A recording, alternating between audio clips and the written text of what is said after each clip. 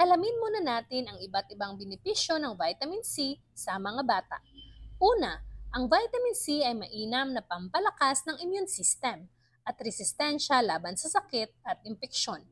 Nakakatulong itong pang-iwas sa sipon, ubo at trangkaso.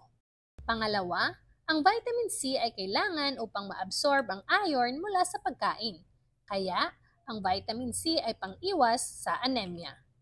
Pangatlo, ang vitamin C ay isang antioxidant. Pinoprotektahan nito ang mga cells ng katawan laban sa free radicals. Kaya, naiiwasan ang tissue damage.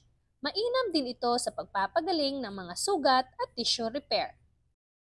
Pang-apat, ang vitamin C ay kailangan din sa collagen production na siyang kailangan ng katawan upang magkaroon ng healthy skin at malakas na buto, dugo, blood vessels at gilagid.